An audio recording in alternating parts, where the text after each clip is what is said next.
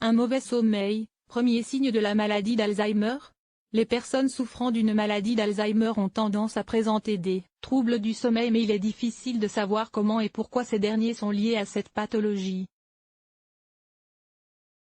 Des chercheurs américains affirment que la réponse se trouve du côté de la formation à un niveau toxique d'une protéine bien connue. Un constat qui permettrait de mettre en place un test de dépistage à un stade précoce. La maladie d'Alzheimer est évoquée lorsque différents symptômes neurologiques ont un impact au quotidien. Le symptôme le plus souvent constaté est l'atteinte de la mémoire, lorsque des trous de mémoire apparaissent et récidivent. Mais ce trouble n'est pas toujours au premier plan et la personne peut présenter d'autres symptômes neurologiques comme une aphasie, le patient a du mal à trouver ses mots, ou une dysorthographie, l'écriture est perturbée. Par ailleurs, ces troubles cognitifs peuvent être associés à divers autres symptômes et notamment des anomalies du sommeil avec apparition d'insomnie. Ces troubles du sommeil sont-ils la cause ou la conséquence de cette maladie? Une question que se sont posées des chercheurs de l'école de médecine de l'Université de Washington. Ils ont voulu savoir pourquoi les personnes atteintes ont tendance à se réveiller fatiguées et pourquoi leurs nuits sont de moins bonne qualité à mesure que les autres symptômes s'aggravent. Leur étude émet l'hypothèse que les personnes âgées qui dorment moins en phase de sommeil profond, indispensable pour consolider les souvenirs et se réveiller reposés, ont des niveaux plus élevés de protéines tau dans le cerveau.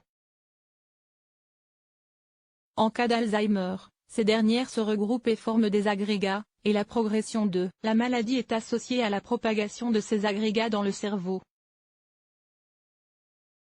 L'importance d'établir le diagnostic le plus tôt possible avec un autre phénomène pathologique cérébral bien décrit, l'accumulation de peptides bêta-amyloïdes dans le cerveau, la transformation de la protéine tau en des formes anormalement agrégées favorise progressivement cette dégénérescence neuronale.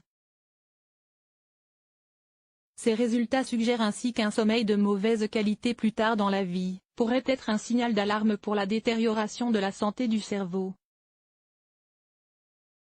Mesurer le sommeil des personnes peut constituer un moyen non invasif de dépister la maladie d'Alzheimer au moment où les personnes commencent à développer des problèmes de mémoire et de pensée, explique le premier auteur de l'étude, le Pr Brendan Lucey.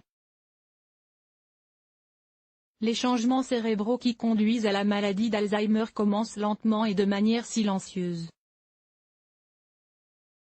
2 décennies peuvent se passer avant l'apparition des symptômes caractéristiques de cette maladie comme la perte de mémoire et la confusion mentale. Ce n'est donc qu'à partir de plusieurs années, lorsque le patient commence à montrer des signes indéniables de déclin cognitif, qu'il est possible de diagnostiquer la maladie. Le défi pour la recherche scientifique consiste à trouver des personnes sur le point de la développer, avant que ces 2 types de lésions n'apparaissent dans le cerveau et que la progression de la maladie ne compromette leur capacité à penser clairement. Un sommeil de mauvaise qualité, un signe avant-coureur? Pour cela, le sommeil peut être un marqueur clé. Et les chercheurs ont voulu le vérifier auprès de 119 personnes âgées de 60 ans ou plus dont la plupart, 80%, ne présentaient pas de problème cognitif.